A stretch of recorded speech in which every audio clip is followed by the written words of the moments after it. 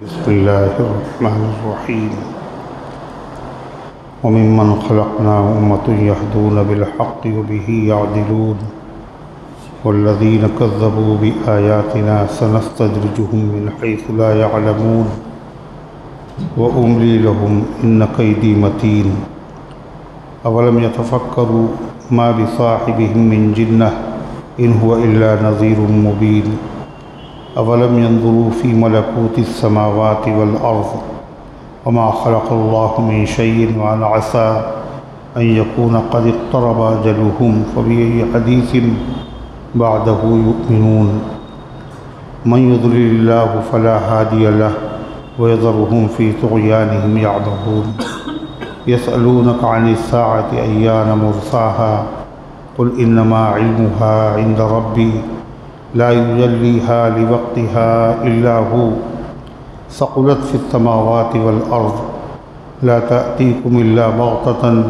يسألونك كأنك حفي عنها قل إنما علمها عند الله ولكن أكثر الناس لا يعلمون قل لا أملك لنفسي نفعا ولا ضرا إلا ما شاء الله ولو كنت أعلم الغيب لاستكثرت من الخير وما مسني السوء إن أنا إلا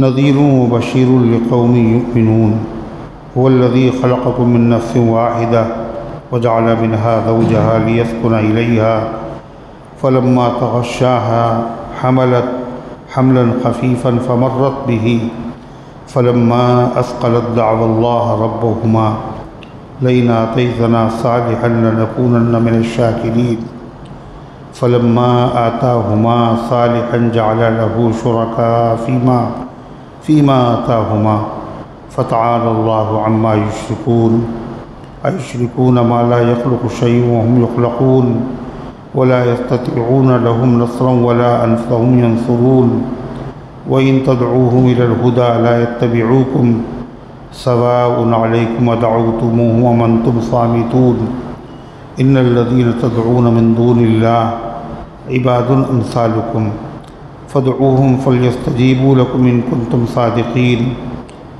أم لهم أرجل يمشون بها أم لهم أيدي يبطشون بها أم لهم أعين يبصرون بها أم لهم آذان يسمعون بها قل ادعوا شركاءكم ثم كيدوني فلا تنذرون إن ولي الله الذي نزل الكتاب وهو يتولى الصالحين صدق اللہ العظیم۔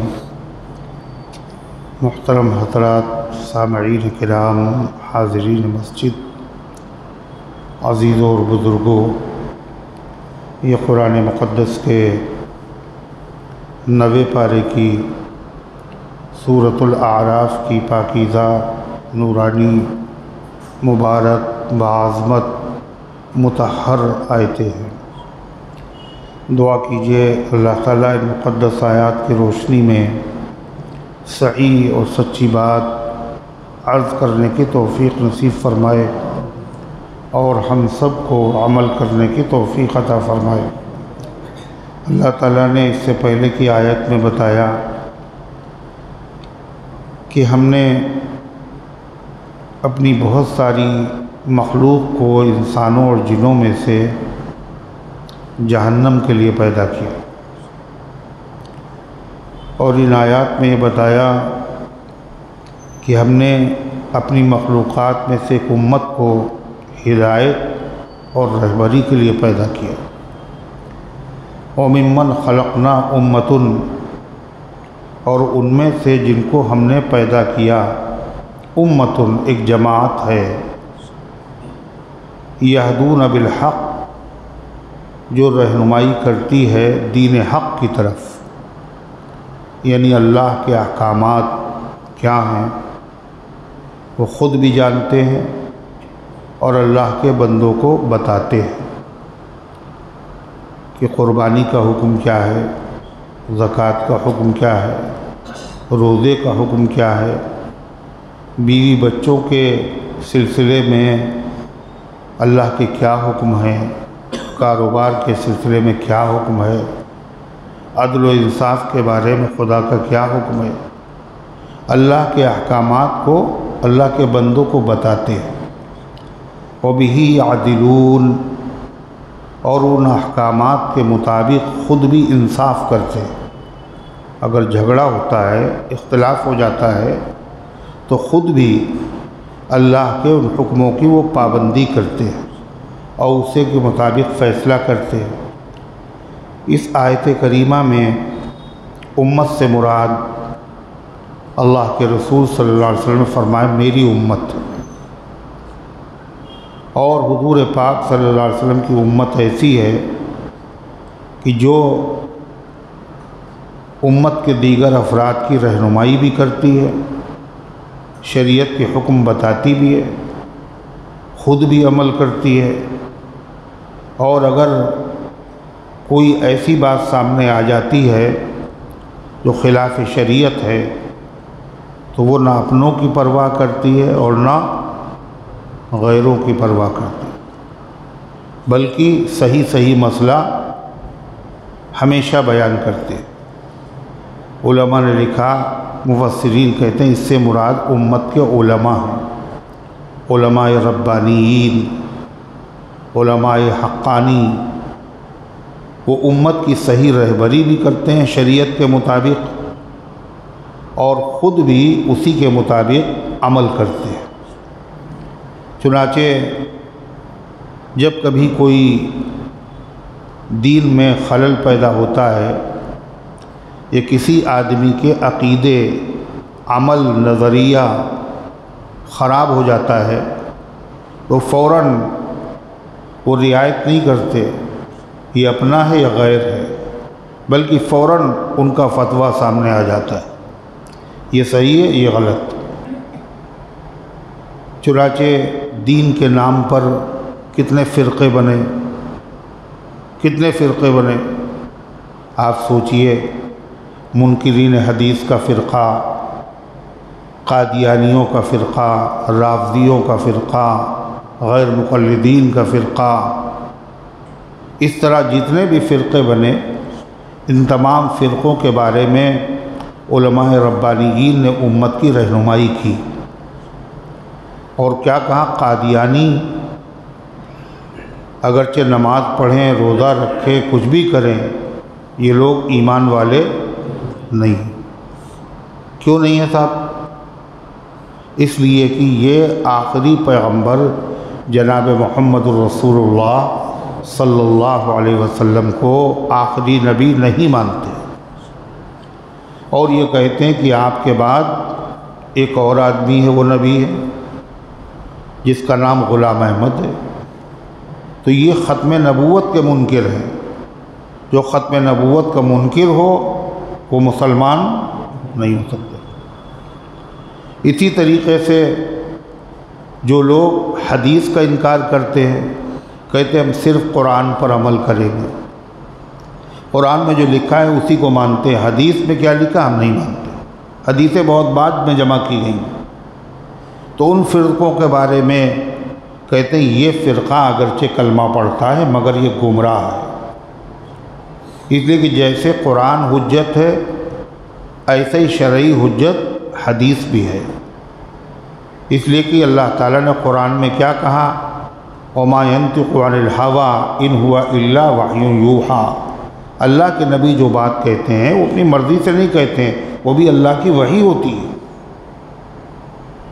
اور حدیثیں خود نبی کریم صلی اللہ علیہ وسلم کے زمانے میں لکھی گئیں۔ حضور صلی اللہ علیہ وسلم کے زمانے میں احادیث لکھنے کا اہتمام ہو چکا تھا۔ چنانچہ حضرت ابو ہریرہ رضی اللہ عنہ یہ سب سے بڑے محدث صحابی ہیں، یعنی سب سے زیادہ حدیثیں کس سے منقول ہیں؟ حضرت ابو ہریرہ سے۔ کتنی منقول ہے؟ 5374 حدیثیں۔ مگر ابو ہریرہ رضی اللہ عنہ سے کسی نے پوچھا، ان کا ہو سکتا ہے کہ عبداللہ ابن عمرو کی حدیث زیادہ ہو۔ کیوں؟ کہنے اس لیے کہ وہ لکھتے تھے اور میں لکھتا نہیں تھا۔ چنانچہ وہ حدیثیں لکھا کرتے تھے۔ حضرت عبداللہ ابن عمرو ابن العاص رضی اللہ عنہ، ایک مرتبہ انہوں نے لکھنا بند کر دیا۔ کسی نے کہا تم ہر بات لکھ لیتے ہو اللہ کے نبی کی، کبھی حضور غصے میں ہوتے ہیں، کبھی خوش ہوتے ہیں؟ تو آپ نے پوچھا تم لکھتے تھے، تم نے لکھنا چھوڑ دیا؟ تو انہوں نے کہا کہ حضور کبھی آپ غصے میں بھی ہوتے ہیں۔ آپ نے فرمایا میں غصے میں ہوں یا خوشی میں ہوں، کوئی بات اللہ کے حکم کے خلاف نہیں کہتا۔ اور پھر لکھنا شروع کر دیا۔ تو جن احادیث کو انہوں نے لکھا تھا اس کا نام تھا صحیفہ صادقہ۔ اس کے بعد سے ہر دور میں احادیث کے جمع کرنے کا انتظام ہوا۔ اگر حدیث میں کوئی ضعیف حدیث آ گئی، کوئی موضوع جعلی حدیث آ گئی، اس کا بھی انتظام کر لیا۔ ایک ایسا فن جاری کیا جس کے ذریعے سے معلوم ہو جاتا ہے یہ حدیث صحیح ہے یا صحیح نہیں۔ تو غرض ہے کہ جو حدیث کا انکار کرے وہ کیا ہے؟ گمراہ۔ اسی طریقے سے اللہ تعالیٰ نے قرآن میں حکم دیا اطیعوا اللہ واطیعوا الرسول واولی الامر منکم، اللہ کا کہنا مانو، اللہ کے رسول کا کہنا مانو، اور تم میں جو صاحب امر ہیں ان کا بھی کہنا مانو۔ یہ صاحب امر کون ہے؟ اس سے مراد فقہا، علماء، ان کا بھی کہنا مانو۔ چنانچہ جو امام حنیفہ، امام شافعی، امام احمد بن حنبل، امام مالک ہیں، یہ سب کیا ہیں؟ اولو الامر ہیں۔ تو ان کا کہنا ماننے کا بھی قرآن اور حدیث میں حکم ہے۔ لہذا جو آدمی ان کا کہنا نہ مانے اور تقلید کو چھوڑ دے، وہ کہیں ڈائریکٹ حدیث کو دیکھ کے ہم عمل کریں گے، اس کو بھی کیا کہا؟ یہ بھی فرقہ گمراہ ہے، مسلمان تو ہے مگر گمراہ۔ اسی طریقے سے کوئی کتنا ہی بڑا عالم ہو، اگر جب بھی اس عالم کے نظریات بدلے تو علماء نے یہ نہیں دیکھا یہ ہمارے مسلک کا ہے، بلکہ انہوں نے فوراً فتویٰ کیا دیا؟ اس عالم کی تقریر سننا صحیح نہیں ہے،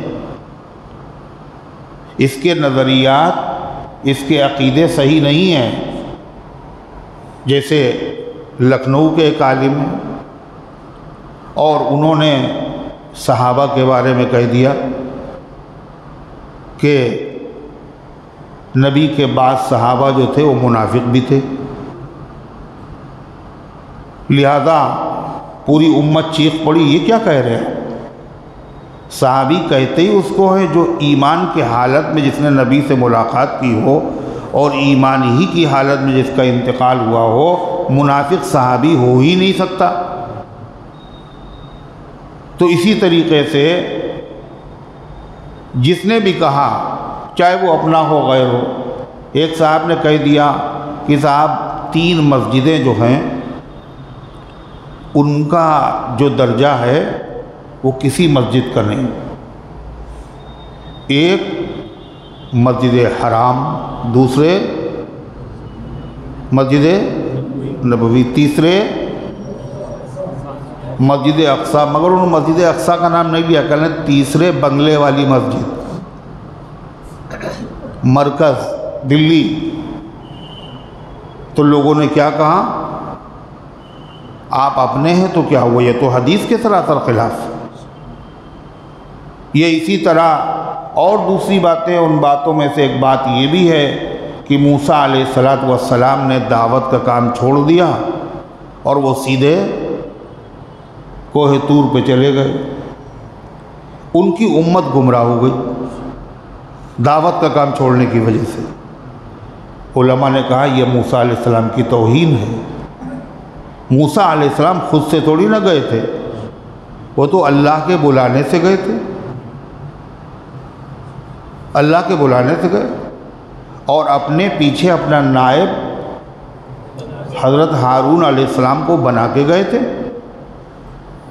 لہذا یہ کہنا انہوں نے دعوت کا کام چھوڑ دیا تھا تو یہ بات غلط ہے۔ اسی طریقے تیسری بات کہا کہ جو لوگ امامت کرتے ہیں اور تنخواہ لیتے ہیں ان کو تنخواہ لینا جائز نہیں، جو پڑھاتے ہیں اور تنخواہ لیتے ہیں وہ بھی جائز نہیں۔ یہ حد سے بڑھی ہوئی باتیں ہیں جو صحابہ کے خلاف، تابعین کے خلاف، پوری امت کے خلاف۔ سیدنا فاروق اعظم رضی اللہ عنہ نے اور حضرت صدیق اکبر جب خلیفہ ہوئے تو تجارت کرنے کے لیے نکلے تو ان سے کہاں جا رہے ہیں، آپ تو خلیفہ ہو گئے؟ کہا بیوی بچے بھی تو ہیں۔ کہا مسلمانوں کا آپ انتظام دیکھیں گے، اس لیے آپ کے بیوی بچوں کا حق یہ بیت المال کے ذمے، آپ کی تنخواہ مقرر ہو۔ حضرت فاروق اعظم کی تنخواہ مقرر، یہ ایک الگ بات ہے تنخواہ کوئی نہ لے، اللہ تعالیٰ نے اسے صاحب حیثیت بنایا ہو، وہ نہ لے تنخواہ، یہ افضل ہے، اعلیٰ ہے۔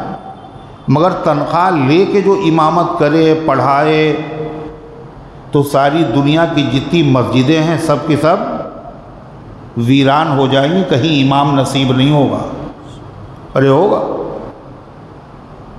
جو امام ہیں، مؤذن ہیں، ان کو تنخواہ کتنی دی جاتی ہے؟ کتنی دی جاتی ہے؟ 20,000 25,000 ہوگی تنخواہ، ہے نا؟ اتنی معمولی تنخواہ۔ اب آپ بتائیے، آپ اپنے بیٹے کو امام بنانا پسند کریں گے؟ اتنی تنخواہ ہم کیسے اپنے بیٹے کو امام بناتے ہیں؟ اور پھر اس کے بعد رشتہ لے کے آئیں لڑکی والے، کہیں لڑکے کی تنخواہ کتنی؟ کہیں امام ہیں، کہیں ہم تو باز آئے ایسی جگہ رشتہ کرنے سے۔ ارے ہے حقیقت یا نہیں ہے؟ یہ تو اللہ کا کرم ہے، اللہ کا دین ہے، معمولی معمولی تنخواہوں کے اوپر وہ اپنی امامت کر رہے ہیں۔ حضرت صدیق اکبر نے تنخواہ لی، مگر وہ صدیق اکبر تھے، جتنا جوڑا اور بٹورا اس کے بعد کیا کہا، یہ سب بیت المال میں واپس کر دیا جائے۔ فاروق اعظم نے سب واپس کر دیا، مگر حضرت علی نے واپس نہیں کیا۔ حضرت عثمان کو ضرورت نہیں تھی، کیوں؟ وہ عثمان غنی ہیں۔ تو اس لیے جو آدمی اس طرح کی بات کہہ رہا ہے، یہ تو ملحد اور دہریے اور بددین لوگ یہ بات کہتے ہیں تاکہ دین کا جو سلسلہ ہے یہ بھی ختم ہو جائے۔ تو یہ فتویٰ، اس فتوے کو کنڈم کر دیا گیا۔ تو اس طریقے سے جو بھی عالم ہو، اگر وہ قرآن و سنت کے خلاف کوئی بات کہتا ہے تو سارے علماء اگر خاموش رہیں تو یہ کیا ہے؟ یہ شریعت کے خلاف ہے، یہ دین کی غیرت کے خلاف ہے۔ اللہ تعالیٰ کے نبی صلی اللہ علیہ وسلم فرمایا، میری امت میں ایک جماعت ہمیشہ ایسی رہے گی، لا یزال طائفۃ، ہمیشہ ایک جماعت ایسی رہے گی، منصورین، اللہ جن کی مدد کرے گا، مخالفت کرنے والے ان کی مخالفت کریں گے، ساتھ چھوڑنے والا ان کا ساتھ چھوڑیں گے، مگر اس کے باوجود ان کا نقصان نہیں ہوگا، وہ رہے گی قیامت تک۔ کب تک رہے گی؟ تا وقتے کی حضرت عیسیٰ علیہ السلام نہ آ جائے۔ چنانچہ آپ دیکھیں دارالعلوم دیوبند، یہ ایسا ادارہ ہے کہ جتنے گمراہ فرقے ہیں سب کے نشانہ ہے، سب برا کہتے ہیں اس کو، اور وہ اکیلا سب سے مقابلہ کرتا ہے، قادیانیوں سے، رافضیوں سے، منکرین حدیث سے، منکرین فقہ سے، غیر مقلدین سے، اور اسی طرح مہدی جو فرقہ ہے اور جتنے بھی فرقے ہیں سب سے مقابلہ ہے۔ کیوں؟ برا کہو، کہا کرو، اس لیے کہ یہی ذمہ داری ہے عالم کی۔ حدیث میں آتا ہے نبی کریم علیہ السلام نے فرمایا کہ جب اذا ظہرت الفتن، جب فتنے پیدا ہوں، جب بدعتوں کا ظہور ہو، جب میرے صحابہ کو برا کہا جائے، فَلْيُظْهِرِ الْعَالِمُ عِلْمَهُ، تو عالم کی ذمہ داری اپنے علم کا اظہار کرے، صحیح کو صحیح کہے، غلط کو غلط کہے۔ اگر اس نے اپنے علم کا اظہار نہیں کیا، یہ ناراض ہو جائیں گے، یہ خفا ہو جائیں گے، تو فعلیہ لعنت اللہ، اس پر اللہ کی لعنت ہے، فرشتوں کی لعنت ہے، تمام انسانوں کی لعنت ہے۔ اللہ اس کی نماز بھی نہیں قبول کرے گا، اللہ اس کے روزہ بھی نہیں قبول کرے گا۔ اس لیے عالموں میں سب سے بڑے عالم کون ہیں؟ دنیا میں بڑے بڑے عالم ہوئے اور ہو رہے ہیں، قیامت تک ہوں گے، مگر سب سے بڑے عالم کون؟ جو سب سے بڑے عالم وہ ہیں جن کو حضور پاک علیہ السلام نے عالم بنایا، جنہوں نے علم سیکھا کس سے؟ حضور پاک صلی اللہ علیہ وسلم سے۔ اور حضور صلی اللہ علیہ وسلم سے بڑا کوئی معلم نہیں، آپ کے شاگردوں سے بڑا کوئی عالم ہو ہی نہیں سکتا۔ اور ظاہر بات ہے وہ کون ہیں، وہ کون لوگ ہیں؟ حضرات صحابہ۔ اور صحابہ کتنے ہیں؟ کم و بیش 1,24,000 پیغمبر، 1,24,000 صحابہ۔ اور ہر صحابی کے بارے میں اللہ تعالیٰ نے کیا فرمایا کہ یہ تو جنتی ہیں، ان کی پیروی کرنے والا بھی جنتی۔ ان سب سے اللہ نے جنت کا وعدہ کیا۔ اور نبی کریم علیہ السلام نے کیا فرمایا؟ میرے صحابہ ستاروں کی طرح ہیں، جس کسی کے پیچھے چلو گے ہدایت کے راستے پر رہو گے۔ ستاروں میں چھوٹے ہو یا بڑے، روشنی ہر ستارے میں ہے، کسی میں زیادہ ہے کسی میں کم۔ تو سب سے بڑے عالم صحابہ، اور صحابہ میں بھی سب سے بڑا عالم کون ہے بھائی؟ حضرت صدیق اکبر، سب سے بڑے عالم۔ اللہ کے نبی نے فرمایا اللہ نے جو میرے سینے میں ڈالا میں نے ابو بکر کے سینے میں اڑیل دیا۔ سب سے بڑے عالم، اور سب سے بڑے عالم کی ذمہ داری شروع ہو گئی نبی کے وفات پاتے ہی۔ کیا ہوا؟ کچھ لوگوں نے کہا ہم نماز پڑھیں گے اور روزہ بھی رکھیں گے، حج بھی کریں گے، زکوٰۃ نہیں دیں گے۔ نبی کی وفات کا صدمہ، باہر کے دشمنوں کو خوف، کچھ لوگ مرتد ہو گئے، کچھ لوگوں نے نبوت کا دعویٰ کر لیا، عجب حال ہے۔ صدیق اکبر نے کہا جو زکوٰۃ نہیں دے گا میں اس سے جہاد کروں گا۔ سارے صحابہ ایک طرف، وہ کہتے ابھی نیا نیا معاملہ ہے، حضور کی وفات ہوئی ہے، تھوڑا نرمی سے کام لیجئے۔ اور اس نے نرمی کا مشورہ دیا تھا، پتہ ہے آپ کو؟ جو سب سے سخت ہے صحابہ میں، سب سے سخت کون ہے؟ واشدہم فی امر اللہ عمر، اللہ کے معاملے میں، اللہ کے دین میں سب سے سخت عمر ہے۔ مگر یہ بھی نرمی کا مشورہ دے رہے ہیں، تعلف یا خلیفۃ رسول اللہ، اے اللہ کے رسول کے خلیفہ نرمی سے کام لے لیجئے۔ یہ نماز پڑھ رہے ہیں، روزہ رکھ رہے ہیں، حج نہیں کر رہے ہیں، زکاتی کا تو مسئلہ ہے۔ تو حضرت صدیق اکبر جو سب سے نرم تھے سب سے سخت ہو گئے، اور کہنے لگے حضرت عمر سے اجبار فی الجاہلیہ و خوار فی الاسلام، زمانے جاہلیت میں بڑے گرم تھے، آج تم نرم ہو گئے۔ اور سنو خدا کی قسم، اگر کوئی نبی کے زمانے میں زکوٰۃ میں اونٹ دیتا تھا اور اونٹ کے ساتھ اس کی رسی دیتا تھا، یہ اونٹنی کا بچہ دیتا تھا، آج وہ اونٹ تو دے اور زکوٰۃ میں وہ رسی نہ دے، میں اس سے بھی جہاد کروں، اور لاؤ میں اکیلے جاتا ہوں جہاد کرنے کے لیے۔ حضرت علی آئے، کہ یہ مشورہ تھا اللہ کے رسول کے خلیفہ، ورنہ جو آپ کہیں گے وہی کریں گے۔ 11 محاذ پر صدیق اکبر نے فوجیں بھیجی ہیں، 11 محاذ پہ ایک وقت میں، اور 1 سال میں سارے فتنے ختم ہو گئے۔ تو صحابہ کی آنکھیں کھل گئیں، اور سارے صحابہ کرام صدیق اکبر رضی اللہ تعالیٰ عنہ کی تعریف کرنے لگے۔ حضرت ابو ہریرہ نے کہا اگر صدیق اکبر نہ ہوتے تو اللہ کی عبادت نہ ہوتی۔ کسی نے کہا یہ کیا بات کہہ رہے ہیں آپ؟ کہ بات کیا ہے، صدیق اکبر کا جو فیصلہ تھا وہ بروقت فیصلہ تھا، اگر یہ فیصلہ نہ ہوا ہوتا اور اگر اس پر عمل نہ ہوا ہوتا تو انہوں نے کہا ہم زکوٰۃ. کچھ دنوں کے بعد لوگ کیا کہتے ہیں؟ ہم روزہ نہیں رکھیں گے. اور پھر کیا کہتے ہیں؟ ہم حج نہیں کریں گے. دین باقی رہتا. اس لیے صحابہ کہتے تھے کرہناہ فی الابتداء حمدناہ فی الانتہاء. شروع میں تو ابو بکر نے جو کہا ہمیں بڑا گراں گزرا، بعد میں ہم سب تعریف کرنے پر مجبور ہو گئے. ایک بزرگ کہتے ہیں جب میں مدینے پہنچا تو دیکھ میں پہچانتا تھا نہیں، بڑا مجمع تھا. دیکھا ایک آدمی کھڑا ہوا ہے اور دوسرے صاحب جو ہے اس کی پیشانی چوم رہے ہیں. تو میں نے پوچھا یہ کون صاحب ہیں جن کی پیشانی چومی جا رہی؟ کہا یہ ابو بکر صدیق ہے، خلیفہ ہیں. یہ کون آدمی جو پیشانی چوم رہا؟ کہا یہ حضرت عمر ہیں. کس بات پر؟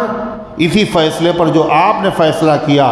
واقعی یہ صحیح فیصلہ تھا. آپ نے وہ فیصلہ کیا جیسے نبی فیصلہ کرتے ہیں. آپ کا فیصلہ تو ایسا تھا.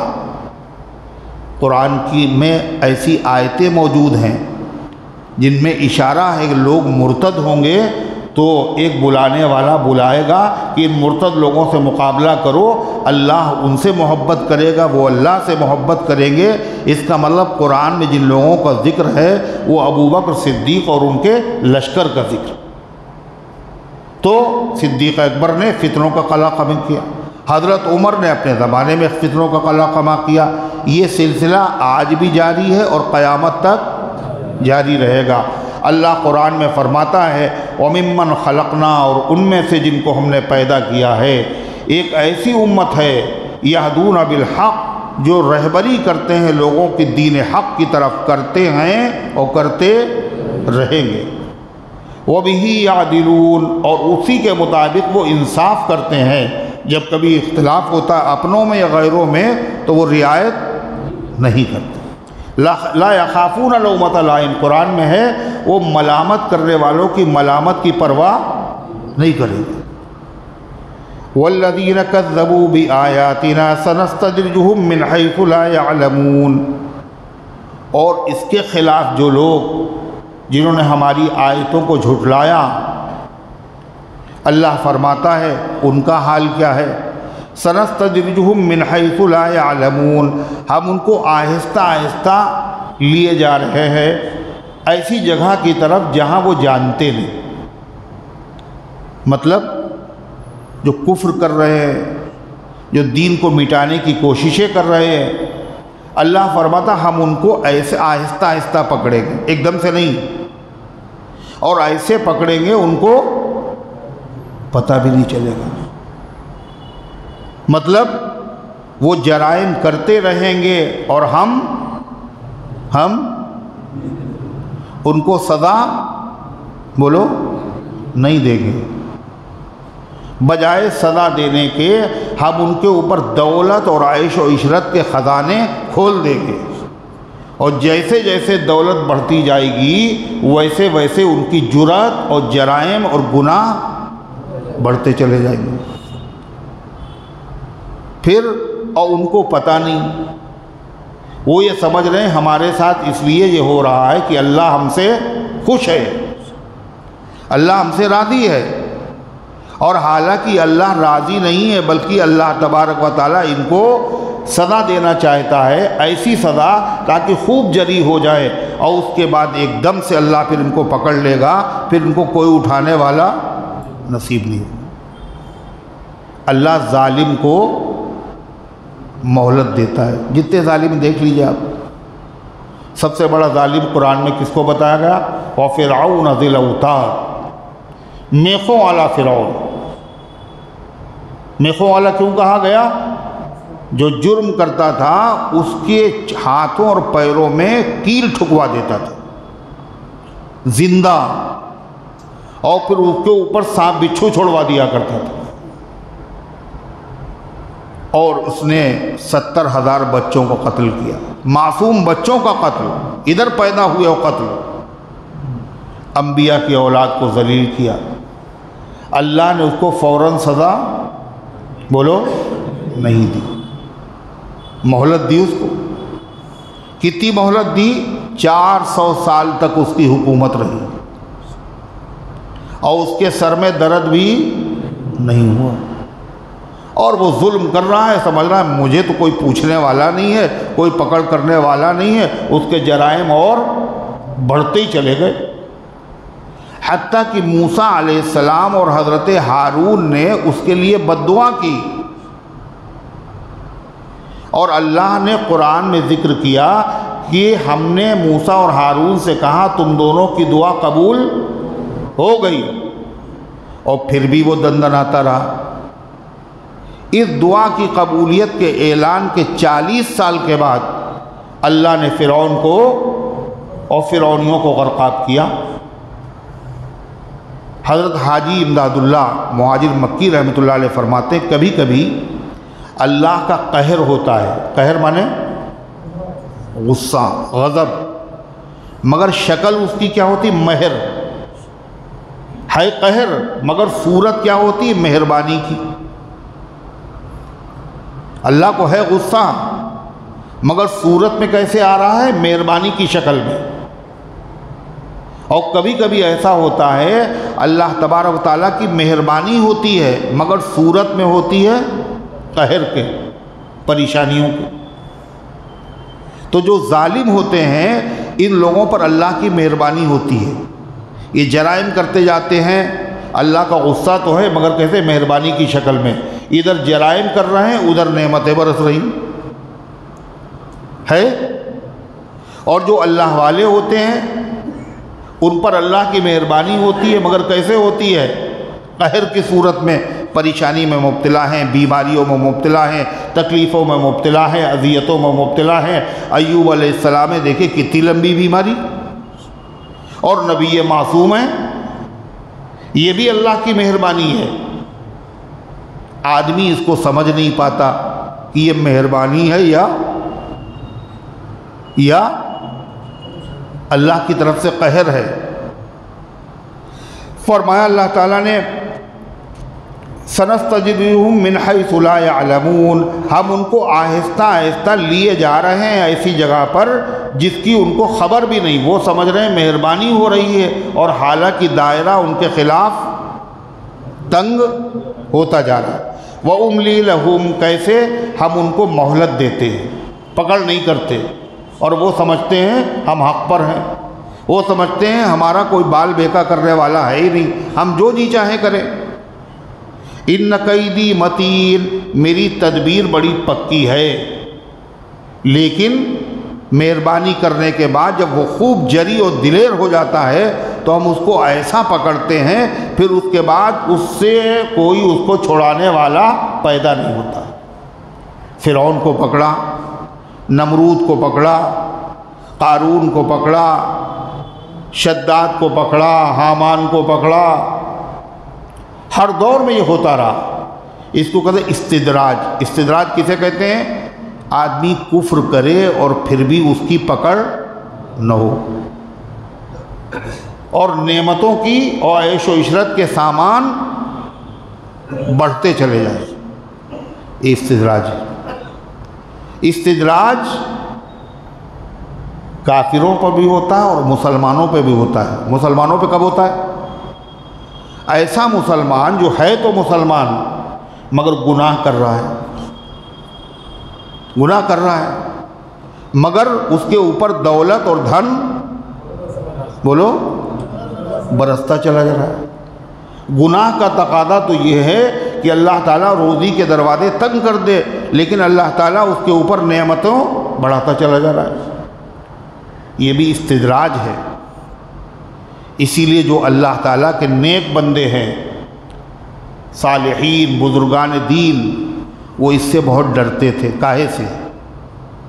جب اللہ کی نعمتیں دیکھتے تھے تو ڈرتے تھے، کہیں کچھ گڑبڑی تو نہیں ہے، کہیں اللہ کی پکڑ تو نہیں ہونے والی، کہیں ہم سے کوئی غلطی تو نہیں ہو گئی ہے۔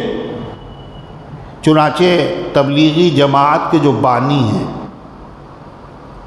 یعنی حضرت مولانا الیاس صاحب رحمۃ اللہ علیہ، کتنا بڑا کارنامہ ان کا ہے، اور ان کے اس کام سے امت کو کتنا فیض پہنچا اور کتنا پہنچ رہا ہے، کتنی نیکیاں ان کے نام اعمال میں لکھی جا رہی ہوں، کتنوں کی زندگیاں بدل گئیں، کتنے لوگ توبہ کر چکے اور کر رہے، مگر حضرت مولانا کا حال کیا تھا؟ وہ نہیں تھا جو آج لوگوں کا ہے۔ مولانا کا حال کیا تھا؟ اللہ والے تھے نا۔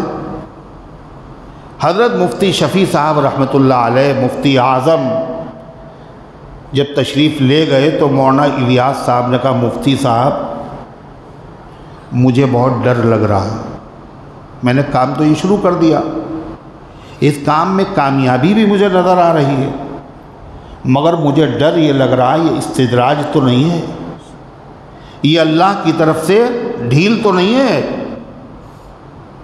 اتنا بڑا آدمی، اتنا مخلص، اتنا اللہ والا، اور اس کے بعد بھی ڈر رہا ہے کہیں ڈھیل تو نہیں ہے؟ تو مفتی صاحب نے فرمایا حضرت یہ استدراج نہیں، جو استدراج اور ڈھیل جن کو دی جاتی ہے وہ یہ نہیں سمجھتے ہم گنہگار ہیں، وہ یہ نہیں سمجھتے گنہگار ہیں، وہ ڈرتے نہیں ہیں، آپ تو اللہ سے ڈر رہے ہیں۔ اس لیے ہر گنہگار آدمی کو سوچنا چاہیے، نمازیں نہیں پڑھ رہے ہیں اور دکان بڑی اچھی چل رہی، بیوی کو مہر نہیں دیا، بھائیوں کو جائیداد میں حق نہیں دیا، گالیاں بک رہے ہیں، زکوٰۃ پوری نہیں دیتے، کاروبار چل رہا ہے، کہیں سے کوئی تکلیف ہی نہیں، ہر طرف سے دھن برس رہا ہے۔ یہ ڈھیل ہے، ڈھیل۔ گنہگار کو سزا دی جاتی ہے، اور یہ نعمتیں تو انعام ہے، انعام فرمانبرداروں کو دیا جاتا ہے۔ سوچا نہیں تم نے ہمارے کام تو ایسے نہیں ہیں، پھر ہمارے ساتھ یہ معاملہ کیوں ہے؟ اللہ تعالی ہم سب کی حفاظت فرمائے۔ اللہ تعالیٰ فرماتا ہے اولم یتفکروا ما بصاحبہم من جنہ، جنہوں نے ہماری آیتوں کو جھٹلایا، دین کو جھٹلایا، اللہ فرماتا ہے ان کو ہوا کیا ہے، آخر کس بیس پہ جھٹلا رہے ہیں؟ یہ نہیں دیکھ رہے ہیں کہ جو یہ دین کی دعوت دے رہا ہے وہ آدمی مجنون نہیں ہے، وہ آدمی، بولو وہ کون ہے؟ اللہ کے رسول صلی اللہ علیہ وسلم، وہ مجنون نہیں ہے۔ اگر یہ غور و فکر کرتے تو ان کی سمجھ میں آ جاتا یہ دین بھی حق ہے اور دین حق لینے والا پیغمبر بھی برحق ہے۔ اولم یتفکروا، کیا انہوں نے غور نہیں کیا؟ ما بصاحبہم من جنہ، ان کے ساتھی کو جنون نہیں ہے۔ ان کے ساتھی کا مطلب یعنی جو ان کے شہر میں اور ان کی قوم میں جو نبی بن کر کے آیا ہے وہ مجنون اور کیوں نہیں کیا انہوں نے؟ ساتھی کیوں کہا؟ انہی کے وہاں پیدا ہوئے، بچپن ان میں گزرا، جوانی ان میں گزری، شروع سے دیکھتے چلے آ رہے، کوئی بات انہوں نے آج تک عقل کے خلاف نہیں کی، کوئی بات ان کی زبان سے جھوٹی نہیں نکلی، کبھی انہوں نے وعدہ خلافی نہیں کی۔ تو جس نے ساری زندگی کبھی وعدہ خلافی نہ کی ہو، جھوٹ نہ بولا ہو، جس کو امین و صادق کہا جاتا ہو، اور وہ یہ کہے کہ میں اللہ کا نبی ہوں اور یہ اللہ کا کلام ہے اور قیامت آنے والی ہے اور تیاری کرو جزا اور سزا ہوگی، تو یہ کیسے ہو سکتا ہے؟ یہ بات غلط کیسے ہو سکتا ہے؟ یہ تو وہی کہہ سکتا ہے، یا تو پھر اس کو جنون ہو۔ اور اللہ کے نبی صلی اللہ علیہ وسلم کی عقل تو ایسی ہے کہ اپنے ہی نہیں، موافقین، مخالفین سب کا اتفاق ہے، دنیا میں کائنات میں سب سے زیادہ عقل والا اگر کوئی ہے تو جناب محمد رسول اللہ۔ ایک عیسائی نے ایک کتاب لکھی، دنیا کے 100 بڑے لوگ جنہوں نے دنیا پہ خاص اثر ڈالا، دنیا ان سے متاثر ہوئی، 100 آدمی، ان 100 آدمیوں کی لسٹ میں سب سے پہلا نام اس نے محمد الرسول اللہ صلی اللہ علیہ وسلم کا لکھا۔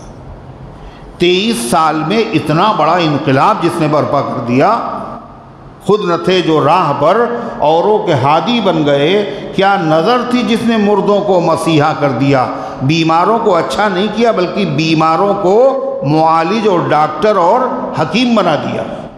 جو گمراہ تھے ان کو راستہ خالی نہیں بتایا، بلکہ ان کو رہبر اور کیا بنا دیا؟ رہبر اور رہنما بنا دیا۔ اللہ تعالیٰ فرماتا ہے اولم ينظروا في ملکوت السماوات والارض وما خلق اللہ من شیء، کیا ان لوگوں نے غور نہیں کیا کہ یہ دین جو لانے والا ہے وہ مجنون نہیں ہے، اور جس کی طرف سے یہ دین آیا ہے، جس کی طرف سے یہ دین آیا ہے وہ آسمان و زمین اور کائنات کی ہر چیز کا پیدا کرنے والا ہے۔ اس سے بڑی طاقت کسی کے پاس نہیں، اس سے بڑی قوت کسی کے پاس نہیں۔ فرمایا اولم ينظروا فی ملکوت السماوات والارض، کیا انہوں نے نہیں دیکھا آسمان و زمین کی ملکوت میں، آسمان و زمین کی حکومت میں، یہ ستارے، یہ سیارے، یہ آسمان، یہ سورج، یہ چاند، یہ زمین، اس مالک نے اتنا بڑا نظام بنایا ہے، اس جیسا کوئی نظام نہیں، اسی نے اپنا کلام نازل کیا، اس جیسا کسی کا کلام بھی نہیں ہو سکتا۔ وما خلق اللہ من شیء، کیا انہوں نے غور نہیں کیا جن چیزوں کو اللہ نے پیدا کیا، اللہ کی بنائی ہوئی ہر چیز بتا رہی ہے ہمارا کوئی پیدا کرنے والا ہے، اور ایسا پیدا کرنے والا وہ اکیلا ہے، اس کی طرح کوئی قدرت رکھنے والا نہیں، اس جیسا کوئی عالم نہیں، ہر چیز یہی بتا رہی۔ کسی نے پوچھا تھا ایک بڑھیا سے تم نے اللہ کو کیسے پہچانا؟ کہنے چرخہ ہے میرا، اس سے پہچانا۔ وہ کیسے؟ کہا اس چرخے کو جب میں گھماتی ہوں انگلی سے یہ گھومتا ہے، اور جو انگلی ہٹا دیتی ہوں تو رک جاتا ہے۔ میرا چرخہ میرے بغیر چلتا نہیں ہے، یہ ستارے اور سیارے، یہ سورج اور چاند، یہ دنیا کا نظام خود بخود چل رہا ہے، کوئی ہے چلانے والا؟ کسی نے پوچھا امام شافعی رحمۃ اللہ علیہ سے آپ نے اللہ کو کیسے پہچانا؟ کہنے شہتوت کے پتے سے۔ کیسے؟ شہتوت کے۔ کہنے وہ کیسے؟ کہا اس کو ہرن کھاتا ہے تو مشک بن جاتا ہے، ہرن کھاتا ہے تو مشک بن جاتا ہے، اور ریشم کا کیڑا کھاتا ہے تو ریشم تیار ہوتا ہے، اور بکری کھاتی ہے تو دودھ بھی بنتا ہے اور میگنی بھی بنتی ہے۔ ایک چیز سے اتنی چیزیں تیار ہوں یہ خود سے نہیں ہو سکتا، یقیناً کوئی بنانے والا ہے۔ اگر کوئی آدمی تانبے سے کوئی چیز بنائے، تانبے سے، پلاسٹک سے برتن بنائے، تو لوٹا بنائے، تھال بنائے، سینی بنائے، گلاس بنائے، جگ بنائے، سب کاہے کے بنیں گے؟ وہ تانبے ہی کے تو بنیں گے سب۔ پلاسٹک سے بنائے تو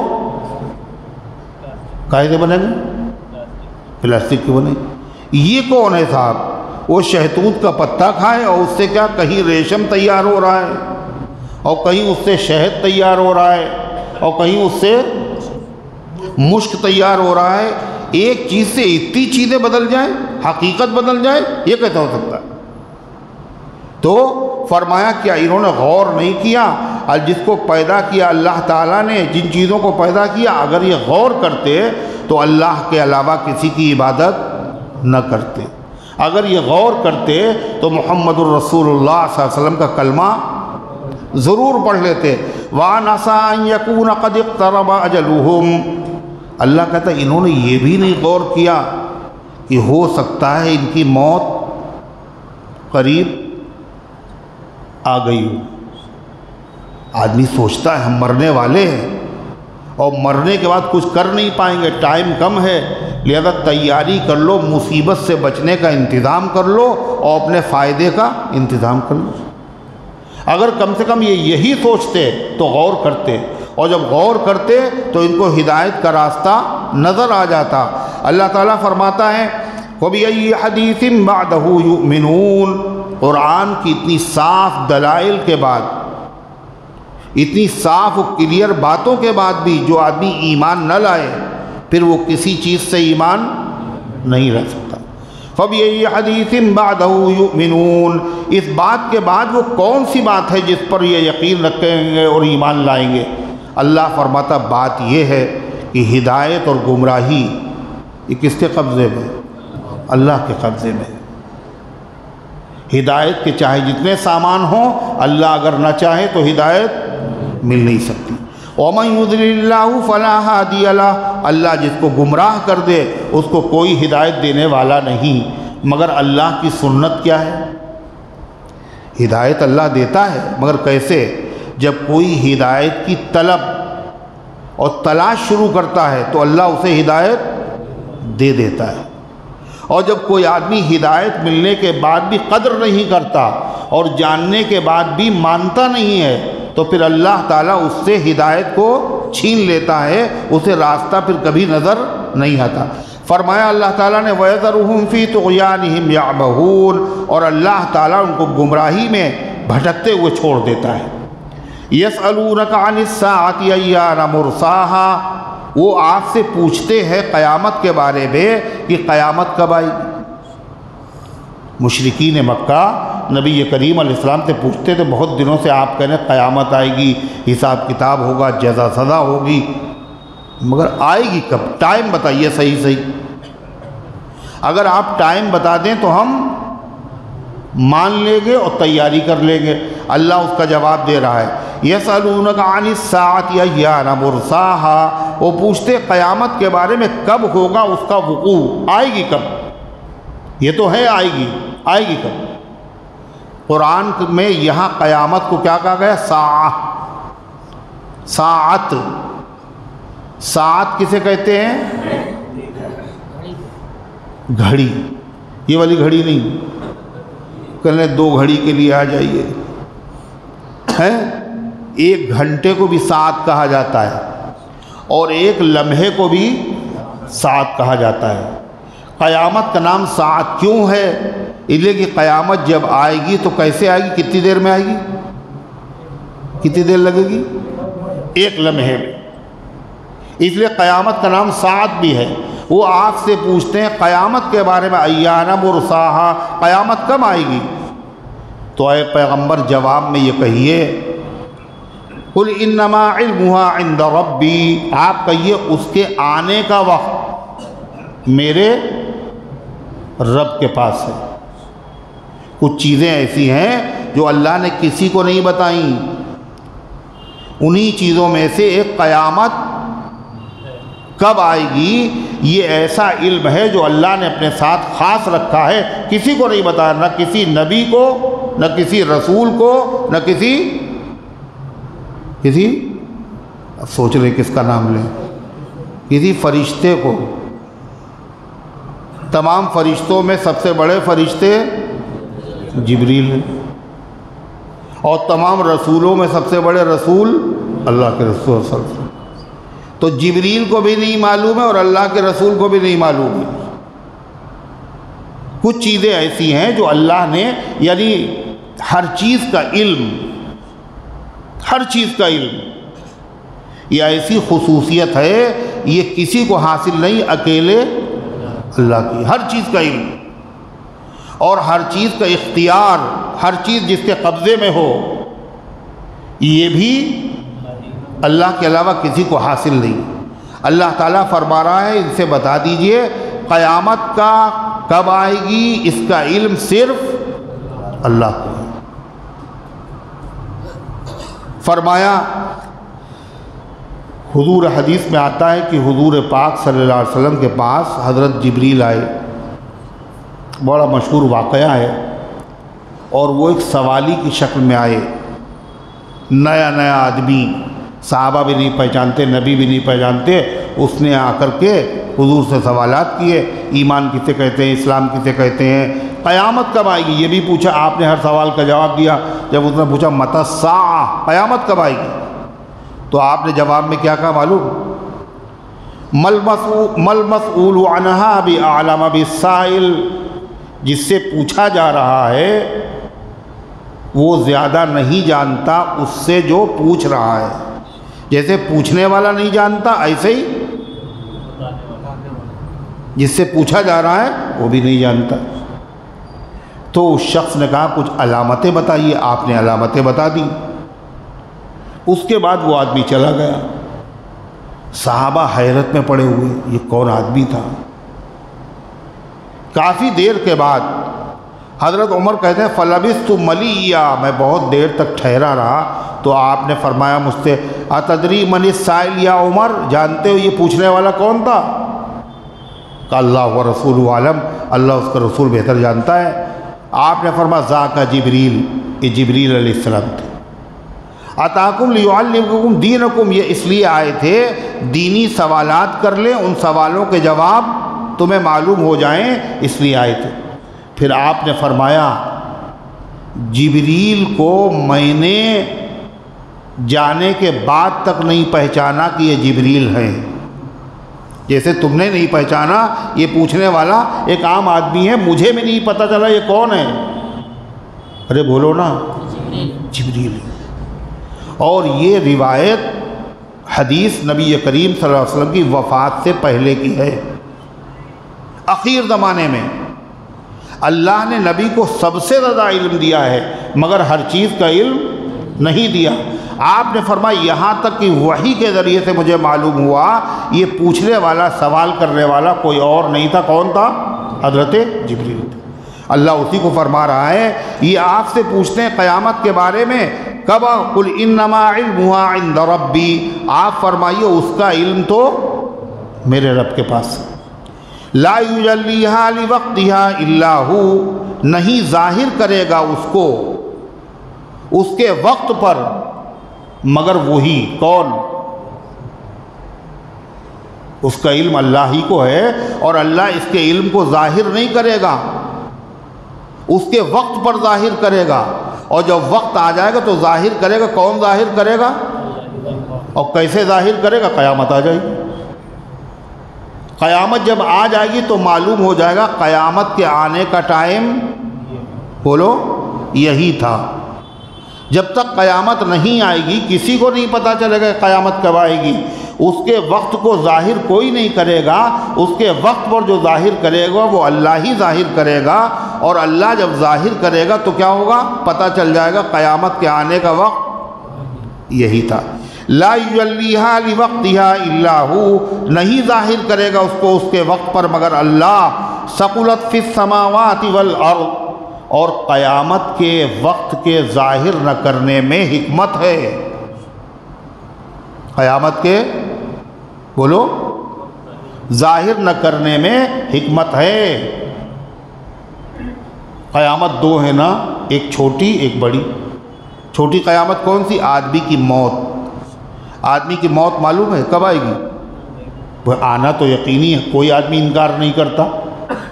خدا کا انکار کیا، رسول کا انکار کیا، قرآن کا انکار کیا، مگر موت کا انکار، موت تو یقینی ہے، مگر کب آئے گی؟ اس کی ٹائمنگ معلوم ہے کسی کو؟ اس کی ٹائم نہ بتانے میں حکمت ہے۔ دو حکمتیں ہیں، ایک حکمت، بہت سی حکمتیں ہوں گی، دو حکمتیں۔ پہلی حکمت، اگر معلوم ہو جائے آدمی کو کہ فلاں دن فلاں وقت ظہر کے بعد میں مر جاؤں،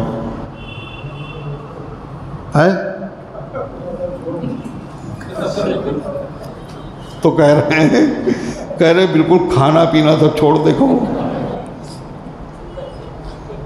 جینا مشکل ہو جائے گا، زندگی اجیرن ہو جائے گی، زندگی اجیرن ہو جائے گی۔ ایک چیز تو یہ، دوسرے امتحان باقی نہیں رہے گا، کہنے ابھی تو ایک ہفتہ باقی ہے، گناہ کرنا ہے کر لو، اور ظہر میں آئے گی نا، فجر میں توبہ کر لیں گے، فجر میں توبہ کر لیں گے، کلمہ پڑھ لیں گے۔ گناہوں سے آدمی نہیں بچے گا ڈر کی وجہ سے، اور پتہ نہیں کسی وقت بھی آ سکتی ہے، کسی وقت بھی جانا پڑ سکتا ہے۔ ساما باندھ کے رکھو لیکن چلنے کو تیار رہو، ہے نا؟ جانے کب چلنا پڑ جائے، چلنے کو تیار رہو۔ اسی طریقے سے اللہ تعالیٰ نے جو بڑی قیامت ہے اس کا ٹائم بھی لوگوں کو نہیں بتایا. اگر اللہ بتا دیتا تو جینا مشکل ہو جاتا، زندگی اجیرن ہو جاتی اور امتحان بھی باقی نہ رہتا. اللہ کہتا ہے حکمت اس میں ہے، یہ اتنا وزنی علم ہے لوگ اسے برداشت ہی نہ کر پاتے. کیا کہا اللہ تعالیٰ نے؟ ثقلت فی السماوات والارض، یہ قیامت کا علم بہت بھاری ہے آسمانوں میں اور زمینوں میں، اس سے بھاری کوئی چیز نہیں. جب قیامت آئے گی تو اتنا بڑا واقعہ ہوگا، ایسا واقعہ کبھی نہیں ہوا. آسمان پھٹے گا، زمین ٹکڑے ہوگی، دنیا میں انقلاب، ستارے گریں گے، سورج بے نور، چاند بے ضیاء، ہوگا نہیں ہوگا؟ اسی طریقے سے قیامت کا علم بھی لوگوں پر بھاری ہے. جب قیامت آئے گی دنیا کے پڑاخچے اڑ جائیں گے. اگر قیامت کا علم ہو جائے تو لوگوں کے پڑاخچے اڑ جائیں.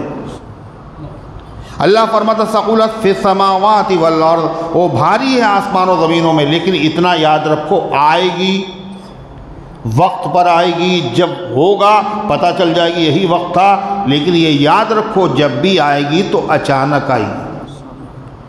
لا تأتیکم الا بغتۃ، نہیں آئے گی قیامت تمہارے پاس مگر کیسے؟ اچانک. پتہ نہ ہو کہ بتی چلی جائے گی، کسی وقت بھی جا سکتی ہے، تو پہلے سے جنریٹر وغیرہ کا انتظام رکھو، ہے نا، تیاری رکھو. قیامت آئے گی تو اچانک آئے گی. کیسے اچانک آئے گی؟ حدیث میں آتا ہے نبی پاک صلی اللہ علیہ وسلم نے فرمایا کہ ایک آدمی دوسرے آدمی سے کپڑے کی دکان پہ بیٹھا ہوگا اور وہ کپڑا دیکھ رہا ہوگا، تھان وہ کھول رہا ہے، وہ تھان تہ نہیں کر پائے گا اور قیامت آ جائے گی. ایک آدمی اپنے جانوروں کے لیے حوض بنا رہا ہوگا پانی پینے کے لیے، اور وہ حوض مکمل نہیں ہوگا، قیامت آ جائے گی. ایک آدمی دودھ نکالے گا، دودھ دوہے گا برتن میں پینے کے لیے، اس کے پینے کی نوبت نہیں آئے گی اور قیامت آ جائے گی. ایک آدمی برتن میں دودھ لے چکا ہوگا اور منہ کے قریب لے جائے گا اور حلق میں نہیں ڈال سکے گا، قیامت آ جائے گی. لا تأتیکم الساعہ لا تأتیکم الا بغتۃ، نہیں آئے گی تمہارے پاس قیامت مگر اچانک. اللہ فرماتا ہے یسألونک کأنک حفی عنہا، پھر سے اللہ فرما رہا ہے وہ لوگ آپ سے پوچھتے ہیں کاہے کے بارے میں؟ قیامت کے بارے میں. اور ایسے پوچھتے ہیں کأنک حفی عنہا، ایسا لگتا ہے کہ آپ قیامت کی ٹائمنگ معلوم کر چکے، آپ تحقیق کر چکے ہیں، ایسا لگتا ہے. ایسے پوچھ رہے ہیں آپ کو پتہ ہے مگر آپ بتا نہیں رہے، اب بتا دیجئے ہمیں. ایک روایت میں آتا ہے مکے کے مشرکین نے کہا آپ مجھے قیامت بتا دیجئے تاکہ ہم قیامت کی تیاری کر لیں، اور کہا کہ ہم آپ کے رشتہ دار بھی ہیں، کم سے کم آپ دنیا کو نہیں بتا رہے تو کم سے کم ہمیں تو بتا دیجئے. یعنی ایسا لگتا ہے کہ آپ جانتے ہو نہیں بتا رہے. اللہ اسی کو کہہ رہا ہے یسألونک کأنک حفی عنہا، وہ آپ سے اس طرح پوچھتے ہیں گویا کہ آپ اس کی تحقیق کر چکے ہیں. آپ ان سے کھل کے بتا دیجئے قل انما علمها عند اللہ، اس کا علم تو صرف اللہ کے پاس ہے. ولیکن اکثر الناس لا يعلمون، لیکن زیادہ تر لوگ جانتے نہیں، وہ سمجھتے ہیں جب قیامت کا علم نہیں تو یہ نبی بھی نہیں. یعنی نبی کو قیامت کا علم ہونا ضروری ہے، لوگ جانتے نہیں ہیں. قیامت کا علم چند چیزوں کا علم ایسا ہے جو اللہ نے کسی کو دیا ہی نہیں ہے، اور نہ دیا. نبی کا مقصد کیا ہوتا ہے؟ لوگوں کو تبلیغ کرنا، ڈرانا. جو کام نبی کا ہے نبی تو کر رہے ہیں، نبی کا یہ کام نہیں کہ قیامت کا ٹائمنگ بتائیں. اللہ فرماتا ہے وَلَكِنَّ أَكْثَرَ النَّاسِ لَا يَعْلَمُونَ، لیکن زیادہ تر لوگ نہیں جانتے. اللہ تعالیٰ نے اس کا تعلق علم غیب سے ہے، قیامت کا تعلق علم غیب سے ہے. بار بار قرآن میں آ رہا ہے اے پیغمبر کہیے قیامت کا علم اللہ کو ہے، قیامت کا علم اللہ کو ہے. اس کا مطلب غیب کا علم اکیلے اللہ. اب کتنے مسلمان ایسے وہ کہتے حضور علم غیب جانتے تھے. یہ شرک ہے.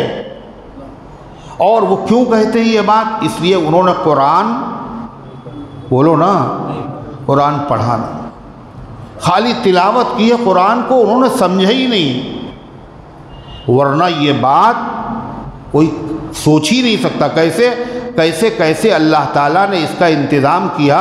کوئی یہ نہ سوچے کہ قیامت کا علم اللہ کے نبی کو ہے۔ کیا کہا سنیے، قل لا املک لنفسی نفعا ولا ضرا۔ قیامت کا علم کیوں پوچھ رہے ہو تم ہم سے؟ بھائی تم ہمارے اپنے آدمی ہو، ہمیں تو کم سے کم بتا دو تاکہ ہم نقصان سے بچ جائے، فائدہ حاصل کر لیں۔ اللہ کہتا ہے ان سے کہہ دو اپنے نفع و نقصان کا اختیار خود، مجھے اپنے نفع نقصان کا اختیار نہیں ہے، میں تمہیں کیسے بتا دوں؟ قل لا املک لنفسی نفعا ولا ضرا، آپ کہہ دیے میں نہیں اختیار رکھتا ہوں اپنے لیے نفع کا اور نہ نقصان کا، الا ما شاء اللہ، مگر جتنا اللہ چاہتا ہے وہی کے ذریعے سے مجھے بتا دیتا ہے، اور جو نہیں بتاتا ہے وہ مجھے معلوم نہیں ہوتا ہے۔ قل فرمایا وَلَوْ كُنْتُ أَعْلَمُ الْغَيْبَ لَاسْتَكْثَرْتُ مِنَ الْخَيْرِ وَمَا مَسَّنِيَ السُّوءُ، اور عقلی بات، عقل میں آنے والی ہے، اگر میں جانتا ہوتا، اگر میں غیب کا علم رکھتا، یہ کون کہہ رہا ہے؟ اللہ کہہ رہا ہے نبی سے، آپ ان سے کہیے اگر میں غیب کی علم جانتا ہوتا، لَاسْتَكْثَرْتُ مِنَ الْخَيْرِ، تو میں بہت سے منافع کی چیزوں کو حاصل کر لیتا، وَمَا مَسَّنِيَ السُّوءُ، اور مجھے کوئی تکلیف نہ پہنچتی۔ بھائی علم سے کیا فائدہ ہوتا ہے؟ یہ نقصان ہو جائے گا اگر ایسا کریں گے، ہے نا، تو آدمی وہ کام نہیں کرتا، نقصان سے بچ جاتا ہے۔ اگر یہ کر لیں گے تو اتنا فائدہ ہوگا، معلوم ہے اس کو، لوگوں کو نہیں معلوم، جس کو معلوم ہے وہ کیا کرتا ہے؟ وہ فائدہ اٹھا لیتا ہے۔ اب ایک صاحب نے کہاں تک واقعہ صحیح ہے، موسیٰ علیہ السلام سے یہ کہا اللہ تعالیٰ سے دعا کر دیجئے کہ وہ کل جو ہونے والا ہے وہ مجھے معلوم ہو جایا کرے۔ موسیٰ علیہ السلام نے مناجات کی، اللہ تعالیٰ نے فرمایا ان سے کہو یہ سب نہ اس چکر میں نہ پڑیں، مگر وہ بزید رہے۔ اب ان کو پتہ چلا کل جو ہے ان کا غلام مر جائے گا، تو انہوں نے کہا یہ بڑا اچھا نسخہ ہے، کل مرے گا آج بیچ لیتے ہیں، وہ بیچ لیں۔ پھر ان کو پتہ چلا کل ان کا گھوڑا مر جائے گا، کہ یہ تو بہت فائدے کی چیز ہوئی، کل مرے گا آج بیچ لیں۔ تیسرے دن پتہ چلا کل تم مر جاؤ گے، آپ بتائیے کیا کریں؟ اب کیا کریں؟ تو حضور پاک صلی اللہ علیہ وسلم سے اللہ کہلوانا کہہ دو اگر مجھے غیب کا علم ہوتا تو میں نفع ہی نفع مجھے حاصل ہوتا اور کوئی نقصان مجھے نہ پہنچتا۔ حالانکہ بعض جنگوں میں جیسے غزوہ احد میں نقصان ہوا نہیں ہوا؟ ارے ہوا نہیں ہوا؟ حضور پاک صلی اللہ علیہ وسلم کی زوجہ مطہرہ حضرت عائشہ صدیقہ رضی اللہ عنہا، ان پر منافقین نے تہمت لگائی ہے نا۔ 1 مہینہ گزر گیا، اللہ کے نبی کو حقیقت معلوم نہیں ہوئی، نبی پریشان، صحابہ پریشان، صدیق اکبر کا گھرانہ پریشان، عائشہ صدیقہ پریشان۔ اگر نبی کو معلوم ہوتا تو بولیے پریشانی ہوتی؟ حضرت عائشہ صدیقہ رضی اللہ عنہا ہیں اور سفر میں، اور ان کا ہار کھو گیا۔ اب ہار کی تلاش میں پورا قافلہ رکا ہوا ہے، نماز کا وقت آ گیا، اور نماز جو پڑھی جاتی ہے وہ کیسے؟ بغیر وضو کے۔ کیسے؟ وضو کر کے۔ نماز کا ٹائم ہو گیا اور وضو کے لیے پانی نہیں، اور پورا قافلہ رکا ہوا ہے۔ لوگوں نے کہنا شروع کیا ابو بکر صدیق سے یہ آپ کی بیٹی کی وجہ سے یہ سب ہوا ہے۔ حضرت صدیق اکبر کو غصہ آیا، وہ آئے، دیکھا اللہ کے نبی صلی اللہ علیہ وسلم عائشہ صدیقہ رضی اللہ عنہ کی گود میں سر رکھ کے سو رہے ہیں۔ تو حضرت عائشہ کے کوکھ میں انگلی چبھوئی صدیق اکبر نے، کہا تیری وجہ سے سارے مسلمان پریشانی میں مبتلا ہوئے ہیں۔ اب عائشہ صدیقہ نے اپنے آپ کو سنبھالا، کہیں ایسا نہ ہو کہ حضور کی آنکھ کھل جائے۔ صدیق اکبر نے غار ثور میں اپنے آپ کو سنبھالا، جب سانپ نے کاٹا کہیں حضور کی آنکھ نہ کھل جائے، اور یہاں صدیق کی بیٹی سوچ رہی کہیں نبی کی آنکھ نہ کھل جائے۔ تھوڑی دیر میں آیت تیمم نازل ہو گئی کہ مسلمانوں اگر پانی نہ ملے تو تم تیمم کر لیا کرو۔ یہ پہلا موقع تھا تیمم کی آیت نازل ہوئی، اور تیمم کر کے نماز پڑھی گئی۔ تو ایک صحابی تھے حضرت اسید ابن حضیر، انہوں نے کہا اے آل ابو بکر تمہیں مبارک ہو، جب کبھی تمہارے اوپر کوئی مصیبت آئی ہے تو اللہ نے اس کی وجہ سے امت کو کوئی نہ کوئی سہولت عطا فرمائی۔ خیر وہ نماز ہو گئی۔ اب اس کے بعد جو عائشہ صدیقہ کی اونٹنی کو اٹھایا گیا تو اونٹنی کے نیچے وہ ہار دبا ہوا ملا۔ اگر اللہ کے نبی کو پہلے سے معلوم ہوتا تو صحابہ اور نبی کو اتنی زحمت ہوتی؟ اللہ کے نبی یہی فرما رہے ہیں، اللہ نے قدم قدم پہ دکھا دیا۔ کیا کہا؟ آپ فرما دیجئے اگر مجھے غیب کا علم ہوتا لستکثرت من الخیر، تو میں بہت سے منافع حاصل کر لیتا، وما مسنی السوء، اور مجھے کوئی تکلیف نہ ہوتی، ان انا الا نذیر وبشیر لقوم یؤمنون، میں تو صرف علم غیب اللہ کا خاصہ ہے، میں خدا نہیں ہوں، میں نبی ہوں، اور نبی کا کام ماننے والوں کو جنت کی خوشخبری دینا، نہ ماننے والوں کو جہنم سے ڈرانا ہے، وہ میں کام کر رہا ہوں۔ کیا کہا؟ ان انا الا نذیر وبشیر لقوم یؤمنون، اور میں تو صرف ڈرانے والا اور خوشخبری سنانے والا ہوں ان لوگوں کو جو ایمان والے ہیں۔ اللہ کے نبی خالی ایمان والوں کے نبی تھے کیا؟ ارے بولو، نبی تو سب کے ہیں، مگر قرآن کی آیت میں کیا ہے؟ میں بشیر اور نذیر ہوں، کس کے لیے؟ ان لوگوں کے لیے جو ایمان والے۔ اس کا مطلب کہ ہیں تو آپ سب کے نبی، مگر آپ کی نبوت اور تعلیم سے فائدہ وہی اٹھائیں گے جو ایمان والے ہیں۔ اللہ فرماتا هو الذی خلقکم من نفس واحدہ، اللہ کی ذات وہ ہے جس نے تم سب کو پیدا کیا ایک جان سے، اور وہ جان کون ہے؟ وہ کون ہے؟ اب سوچ رہے بیٹھے ہو، حضرت آدم علیہ السلام۔ وَجَعَلَ مِنْهَا زَوْجَهَا، اور انہی سے پیدا کیا ان کی بیوی کو، یعنی حضرت حوا کو۔ کیوں پیدا کیا؟ انہی سے کیوں پیدا کیا اور بیوی کو کیوں پیدا کیا؟ دونوں کا مقصد لِيَسْكُنَ إِلَيْهَا، تاکہ ان سے سکون حاصل کرے۔ معلوم یہ ہوا کہ شادی کا بڑا مقصد کیا ہے؟ آدمی کو سکون حاصل ہو۔ اگر شادی کے بعد سکون حاصل نہیں ہوا، اس کا مطلب یہ ہے پھر یہ شادی کا مقصد پورا نہیں ہوا۔ انسان کو یعنی انہی سے ان کی بیوی کو کیوں بنایا؟ یعنی انسان کی بیوی انسان ہی بنائی، کاہے کے لیے؟ تاکہ سکون حاصل ہو۔ اگر انسان کی بیوی انسان نہ ہو تو انسان کو سکون حاصل نہیں ہوگا۔ سکون کا مطلب تاکہ دل مائل ہو، راغب ہو۔ انسان کا میلان اپنی جنس کی طرف ہوتا ہے، دوسرے کی طرف نہیں ہوتا۔ ارے ہے نہیں؟ اس لیے کہ کوا جو ہے وہ گدھ کے ساتھ اڑتا ہے نا، ہے نا، اور کبوتر جو ہے وہ کس کے ساتھ اڑتا ہے؟ کوے کے ساتھ۔ ارے جو کیا ہے؟ کنت ہم جنس با ہم جنس پرواز، کبوتر با کبوتر باز با باز۔ ایک ہر آدمی اپنی جنس کے ساتھ زندگی گزارنا پسند کرتا ہے، کبوتر کبوتر کے ساتھ اور باز باز کے ساتھ۔ اللہ نے تمہاری بیوی تمہیں سے کیوں بنائی؟ انسان ہی، تاکہ سکون ملے۔ ایک بات۔ دوسری جز ہے تمہارا، بیوی جو بنائی کاہے سے بنائی؟ اللہ الگ سے پیدا کر سکتا تھا۔ آدم علیہ السلام کی مائیں پسلی سے پیدا کیا، اس لیے کہ جو چیز جز ہوتی ہے اس سے جتنا تعلق ہوتا ہے اتنا تعلق دوسری چیز سے۔ آدمی کا جز اس کی اولاد ہوتی ہے، اولاد سے جتنی محبت ہوتی ہے آدمی کو دوسرے کی اولاد سے اتنی نہیں ہوتی۔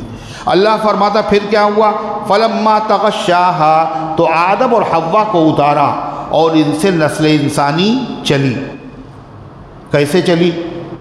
کہ مرد اور عورتوں کا اجتماع ہوتا رہا اور اس سے نطفہ قرار پاتا رہا، یہی سلسلہ ہے۔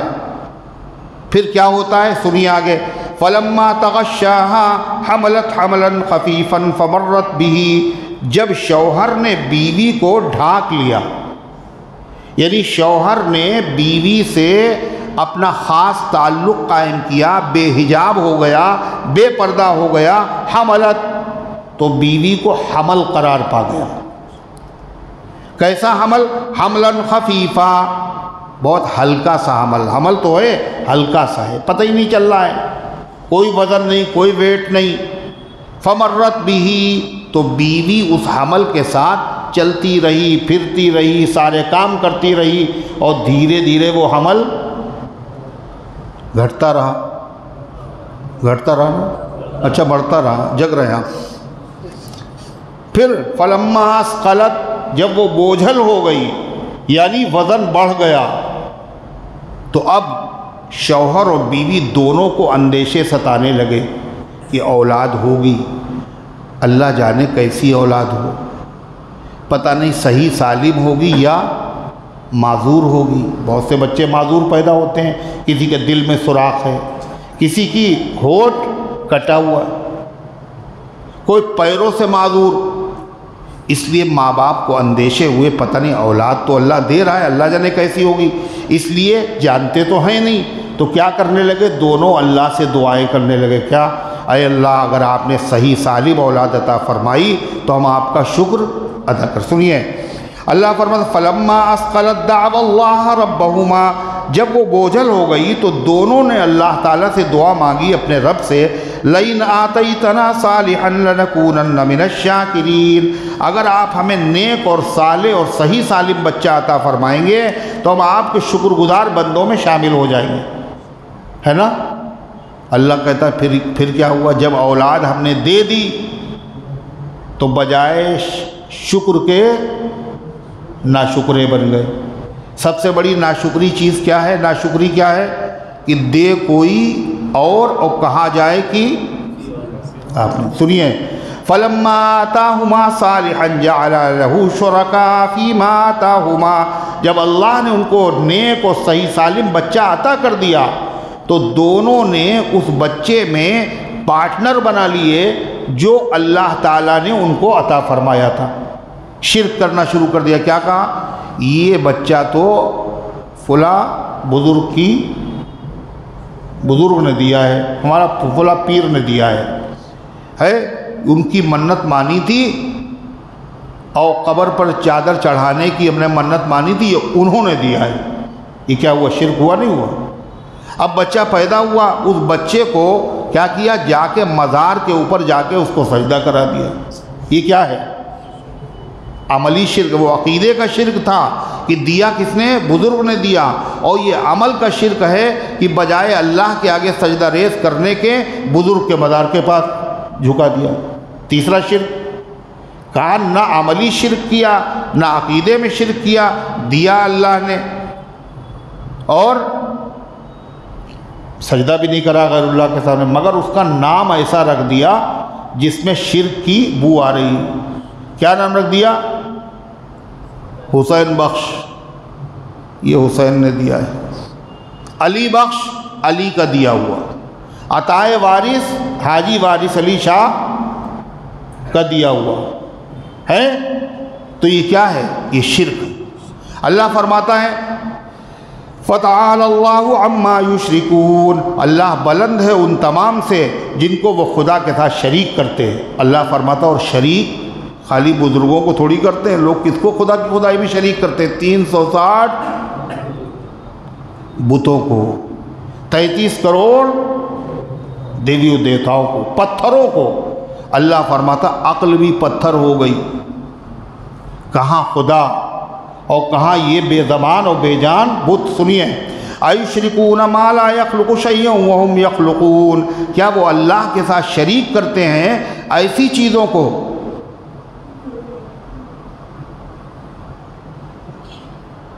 ایسی چیزوں کو جنہوں نے کچھ نہیں بنایا، وہم یخلقون، بلکہ انہی کو بنایا جاتا ہے۔ جتنے بت ہیں یہ چڑیا بناتے ہیں، جتنی چڑیا اڑتی ہے سب ان کی بنائی ہوئی ہے۔ یہ کسی چیز کو نہیں بناتے بلکہ ان بتوں کو خود ہی سے بنایا جاتا۔ کون بناتا؟ جو ان کی پوجا کرتے ہیں وہی بناتے ہیں، اور جیسا چاہتے ہیں بنا دیتے ہیں۔ اللہ فرماتا وَلَا يَسْتَطِعُونَ لَهُمْ نَصْرًا وَلَا أَنفُسَهُمْ يَنصُرُونَ، اور وہ اتنے عاجز و بے بس ہیں، وہ ان کی مدد کیا کریں گے، وہ خود اپنی مدد نہیں کر سکتے۔ جیسا کاٹا ویسے کٹ گئے، کتے نے پیشاب کیا تو بھگا نہ پائے، اگر چڑھاوے پہ مکھی آ کے بیٹھ گئی تو بھگا نہ پائے۔ اللہ فرماتا یہی نہیں، وَإِن تَدْعُوهُمْ إِلَى الْهُدَىٰ لَا يَتَّبِعُوكُمْ، اگر تم ان کو کوئی بات بتلانے کے لیے پکارو تو تمہارے کہنے پر وہ نہیں آئیں گے۔ ان سے کہو ہم بہت آج کل پریشان ہیں، یہ کام کریں یا وہ کام کریں، پوچھئے ان سے یہ کاروبار کریں وہ کاروبار، تو بولیں گے وہ۔ اچھا ان سے کہو آؤ ہم تمہیں ایک بات بتاتے ہیں، کیا؟ کہ دیکھو ہو سکتا ہے کوئی تمہیں نقصان پہنچائے، تمہیں چوری کر لیا جائے، تو سن لیں گے وہ ہے؟ اس کے دو مطلب ہیں، تم ان کو پکارو یعنی تم ان سے پوچھو تو جواب نہیں دیں گے، اور اگر تم ان کو بلاؤ کہ ہم تمہیں نقصان سے بچانے کے لیے کچھ بتائیں، جب بھی اللہ تعالیٰ فرماتا وَإِن تَدْعُوهُمْ إِلَى الْهُدَىٰ لَا يَتَّبِعُوكُمْ، اگر تم ان کو کوئی بات بتلانے کے لیے پکارو تو تمہارے کہنے پر نہیں چلیں گے۔ سَوَاءٌ عَلَيْكُمْ أَدْعَوْتُمُوهُمْ أَمْ أَنْتُمْ صَامِتُونَ، ان کے حق میں برابر ہے، چاہے آپ ان کو پکاریں، چاہے آپ بالکل خاموش رہیں، چاہے آپ اپنا گلا پھاڑ دیں، جب بھی کوئی فرق ان پر پڑے گا نہیں پڑے گا۔ اور ان کو کیا کیا انہوں نے؟ اپنا خدا سمجھ رکھا ہے۔ اللہ تعالیٰ فرماتا ہے ان الذین تدعون من دون اللہ عباد امثالکم، جن کو تم پوجا کرتے ہو اللہ کو چھوڑ کر، یہ سب بندے ہیں اور تمہاری طرح۔ کیسے ہے؟ تمہاری طرح، جیسے تم پیدا کیے ہو ایسے یہ بھی پیدا کیے ہوئے ہیں۔ فرق کیا ہے؟ اللہ نے تمہیں پیدا کیا اور تم نے ان کو پیدا کیا، یہ تو مخلوق در مخلوق ہیں۔ اللہ فرماتا ان الذین تدعون من دون اللہ، جن کی تم عبادت کرتے ہو اللہ کو چھوڑ کر، یہ بندے ہیں تمہاری طرح۔ فدعوہم، اگر تمہیں یقین نہیں آتا تو ذرا امتحان لے کے دیکھو، فدعوہم، ان کو بلاؤ مدد کے لیے، آپ کی اس وقت سخت ضرورت ہے، مدد کے لیے آ جاؤ۔ فَلْيَسْتَجِيبُوا لَكُمْ إِن كُنتُمْ صَادِقِينَ، تو تمہاری دعوت کو وہ قبول کر لے اگر واقعی وہ خدا ہیں۔ اگر تم اپنے دعوے میں سچے ہو تو ان کو قبول کر لینا چاہیے، تمہاری مدد کرنا چاہیے۔ کبھی دیکھا آپ نے؟ الہم، پھر اللہ فرماتا ہے کہ وہ جو خدا ہیں جن کو اللہ کے برابر کر دیا گیا، وہ تو اتنے بے بس ہیں، اتنے بوکس ہیں، اتنے مجبور و بے بس ہیں کہ جن کو اللہ نے بنایا وہ ان سے اچھے ہیں، جن کو انہوں نے خدا بنایا ان سے اچھے ان کے پوجا کرنے والے ہیں۔ کیسے؟ ان کو اللہ نے بنایا ہے اور ان کو پجاریوں نے بنایا۔ کیا فرق ہے؟ کل آنکھیں تمہاری بھی ہیں اور آنکھیں ان کی بھی ہیں، ہاتھ تمہارے بھی ہیں ہاتھ ان کے بھی ہیں، پیر تمہارے بھی ہیں پیر ان کے بھی ہیں۔ تمہارے پیر اللہ نے بنائے، تم ان پیروں سے چل لیتے ہو، آنکھیں بنائی ان سے دیکھتے ہو، زبان بنائی بولتے ہو، کان بنائے سنتے ہو، مگر ان کا حال کیا سنیے۔ الہم ارجل یمشون بہا، کیا ان کے پاس ایسے پیر ہیں جن سے یہ چلتے ہوں؟ ام لہم ایدی یبطشون بہا، کیا ان کے پاس ایسے ہاتھ ہیں جن سے یہ پکڑ لیتے ہوں؟ ام لہم اعین یبصرون بہا، کیا ان کے پاس ایسی آنکھیں ہیں جن سے دیکھتے ہوں؟ ام لہم آذان یسمعون بہا، کیا ان کے پاس ایسے کان ہیں جن سے یہ سنتے ہوں؟ ظاہر کیا جواب ہوگا؟ کیا جواب ہوگا؟ نہیں سنتے۔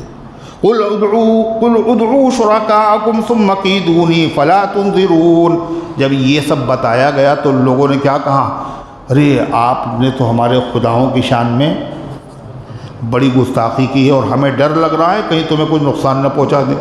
اللہ کہتے ہیں ان سے کہہ دو جتنی طاقت ہو وہ تم خرچ کر لو، مجھے نقصان پہنچاؤ۔ دیکھیں وہ نقصان پہنچا دیں گے۔ کیا کہا اللہ تعالیٰ نے؟ فرما قُلِ ادْعُوا شُرَكَاءَكُمْ، ان سے کہہ دو بلا لو اپنے خداؤں کو، ثُمَّ كِيدُونِي، پھر میرے لیے تدبیر کرو، مجھے نقصان پہنچانے کی کوشش کرو، فَلَا تُنظِرُونَ، اور مجھے بالکل مہلت بھی نہ دو، لیکن میرا یہ بال بیکا نہیں کر سکتے۔ ان ولی اللہ الذی نزل الکتاب وهو یتولی الصالحین، اور ان سے بتا دیجئے تم اور تمہارے خدا اور پوری دنیا مل کے سازش کر لے، مگر پھر بھی میری اللہ حفاظت کرے گا، اس لیے کہ اللہ تمام نیک بندوں کی حفاظت کرتا ہے، اور میں تو اللہ کا بھیجا ہوا ہوں، اللہ کا نبی ہوں، اللہ کا پیغام سنانے کے لیے اللہ نے مجھے بھیجا ہے۔ ان ولی اللہ الذی نزل الکتاب، بے شک میرا ولی اور حمایتی و مددگار تو اللہ ہے، الذی نزل الکتاب، جس نے کتاب نازل کی۔ کون سی والی؟ اچھا آپ بھی جگ رہے ہیں۔ وَهُوَ يَتَوَلَّى الصَّالِحِينَ، اور وہ نیک بندوں کی مدد کرتا ہے۔ وَالَّذِينَ تَدْعُونَ مِن دُونِهِ، اور جن کی تم پوجا کرتے ہو اللہ تعالیٰ کو چھوڑ کر، لَا يَسْتَطِيعُونَ نَصْرَكُمْ وَلَا أَنفُسَهُمْ يَنصُرُونَ، نہ وہ تمہاری مدد کر سکتے ہیں اور نہ تمہاری کیا کریں گے، وہ اپنی بھی نہیں کر سکتے۔ وَإِن تَدْعُوهُمْ إِلَى الْهُدَىٰ لَا يَسْمَعُوا، اور اگر تم کوئی بات بتلانے کے لیے ان کو پکارو وہ سنیں گے بھی نہیں۔ وَتَرَاهُمْ يَنظُرُونَ إِلَيْكَ وَهُمْ لَا يُبْصِرُونَ، اور ایسا لگے گا جیسے وہ تمہیں دیکھ رہے ہیں، اتنی عمدہ آنکھیں بنی ہوئی ہیں، ایسا لگے گا جیسے وہ تمہیں دیکھ رہے ہیں۔ وَهُمْ لَا يُبْصِرُونَ، حالانکہ وہ دیکھ نہیں رہے۔ جب اس طرح کی باتیں آپ بیان کریں گے تو ظاہر بات ہے وہ لوگ بجائے اس کی کہ غور فکر کرے بات تو صحیح کہہ رہا ہے، یہ نہیں کریں گے، بلکہ تم ہی کو نقصان پہنچانے کی کوشش کریں گے۔ ابراہیم علیہ السلام نے جب ان سب کو توڑا تاڑا تھا، اور اس کے بعد جب ان لوگوں نے کہا کہ یہ کیا کیا تم نے ابراہیم، یہ کس نے کیا، تم نے کیا، تو انہوں نے کہا یہ بڑا ہے، اسی سے پوچھو، اور ان سے پوچھو جن کو توڑا گیا ہے، یہ خدا ہے نا تمہارے، یہ بہتر بتائیں گے بھئی ہمیں کس نے مارا، انہی سے پوچھو اگر یہ بول پاتے ہوں۔ ابراہیم علیہ السلام نے ایسی چوٹ ماری کہ وہ بالکل صحیح جگہ پہ بیٹھی، وہ سب سوچنے لگے بات تو صحیح کہہ رہے ہیں، انہی سے پوچھو بھائی، یہ تو خدا ہے ہمارے، ان کو مارا گیا ہے۔ ابراہیم کہہ رہے انہی سے پوچھو کس نے مارا ہے، تو قرآن کہتا ہے نُكِسُوا عَلَىٰ رُؤُوسِهِمْ، یہ ابراہیم کی بات سن کے بعد اتنے شرمندہ ہوئے، تھوڑی دیر کے لیے ان لوگوں نے سر جھکا لیا، اور پھر ابراہیم علیہ السلام سے کہا ابراہیم تمہیں تو پتہ ہے یہ بول نہیں پاتے، جیسے کہا بول نہیں پاتے، ابراہیم علیہ السلام نے کہا تمہارے اوپر طف ہے، جب یہ بول نہیں پاتے تم خود مان رہے ہو اور پھر بھی تم ان کی پوجا کر رہے ہو۔ تو اللہ تعالیٰ وہی فرماتا ہے اگر ایسا کرو گے تو پھر کیا ہوگا، لوگ یہ تمہارے پیچھے پڑ جائیں گے، لڑنے لگیں گے۔ تو اے پیغمبر ایسی صورتحال میں جیسی وہ بات کہیں ویسا جواب نہ دینا، خذ العفو، درگزر کو اختیار کرنا، ترکی بترکی جواب نہ دینا، وَأَمُرْ بِالْعُرْفِ، بھلی بات کا حکم دیتے رہنا، لیکن فرمایا درگزر کرنا، یعنی جیسا انہوں نے کہا ہے اس کا جواب ویسا نہ دینا۔ پھر فرمایا وَأَعْرِضْ عَنِ الْجَاهِلِينَ، یہ جاہل لوگ ہیں ان سے اعراض کر لینا، ان کی باتوں کو طرح دے دینا، برداشت کر لینا، صبر کر لینا۔ اللہ نے آپ کو بہت اعلیٰ اخلاق عطا فرمائے ہیں، سل من قطعک، آپ اس سے جڑیے جو آپ سے تعلق توڑے، واعف عمن ظلمک، اور جو ظلم کرے آپ اسے معاف کر دیجیے، وآت من حرمک، اور جو تمہیں نہ دیا کرے تم اسی کو دیا کرو، یہ تمہیں دعوت میں نہ بلائے بھول جائے تو پھر لڑا نہ کرو، تم نے ہمیں نہیں بلایا ہم بھی تمہیں نہیں بلائیں گے، نہیں جو تمہیں نہ بلائے تم اسے بلایا کرو، یہ اخلاق ہے۔ اور وہ نیچی حرکت ہے، اچھا تم نے یہ کیا ہم بھی نہیں کریں گے، یہ چیز اچھی نہیں ہے۔ اللہ تعالیٰ فرماتا ہے پھر اس کے بعد شیطان اگر کبھی کبھی غصہ دلاتا ہے، ایسے موقع پر ایسی بات کہی تو بہت غصہ آتا ہے، تو فرما اللہ سے مدد مانگو، کوئی خلاف مصلحت بات نہ نکل جائے جس سے لوگوں میں نفرت پیدا ہو جائے۔ فرما وَإِمَّا يَنزَغَنَّكَ مِنَ الشَّيْطَانِ نَزْغٌ فَاسْتَعِذْ بِاللَّهِ إِنَّهُ هُوَ السَّمِيعُ الْعَلِيمُ، اور اگر شیطان کی طرف سے کوئی وسوسہ آنے لگے تو فوراً اللہ کی پناہ مانگ لیجئے، بے شک اللہ سننے والا جاننے والا ہے۔ اللہ ان گزارشات کو قبول فرمائے۔ 13 تاریخ کی تکبیر تشریق چھوٹ گئی، ظہر اور عصر کی اب کیا کریں؟ اب تو چھوٹ گئی تو چھوٹ ہی گئی، اس کا کوئی کفارہ نہیں۔ بھول گئے تھے تو بھول کیا ہے، اس امت سے معاف ہے، چوک گئے چوک بھی معاف ہے۔ بھول کیا ہوتی ہے، چوک کیا ہوتی ہے، کیا فرق ہے دونوں میں؟ بھولنے میں آدمی کو یاد نہیں ہوتا اور چوکنے میں یاد ہوتا ہے مگر پھر بھی بغیر ارادے کے وہ کام ہو جاتا ہے۔ جیسے کوئی آدمی پھسل گیا تو جو آدمی پھسلتا ہے تو اسے یاد نہیں ہوتا، یاد تو ہوتا ہے۔ جیسے آدمی نے روزے کی حالت ہے اور اس نے کیا کیا، پانی پی لیا، بھول گیا ہم روزے سے، یہ بھول ہے۔ یاد ہے روزہ، وضو کر رہا تھا اور اس نے جیسے کلی کی اور حلق میں ایک قطرہ چلا گیا، یہ کیا، یہ بھول نہیں ہے، یہ چوک ہے۔ روزہ اس میں بھی نہیں ہوگا، اس میں روزہ ہو جائے گا مگر اس میں روزہ نہیں ہوگا۔ کس کی؟ تکبیر کی قضا نہیں۔ آج کل فقیر جو رکشے پر مانگنے آتے ہیں اور ریگارڈنگ بجتی رہتی ہے، کیا ان کو پیسے دینا ٹھیک ہے؟ ظاہر بات ہے یہ تو انہوں نے پیشہ بنا رکھا ہے، ان کا پیٹ کبھی بھرے گا نہیں، اس لیے ان کو دینا ضروری نہیں ہے، بلکہ یہ تو ایسے پیشہ ور لوگوں کی مدد کرنا ہے، مناسب ہے ان کو نہ دیا جائے۔ کیا لکھا بھائی خباب میں؟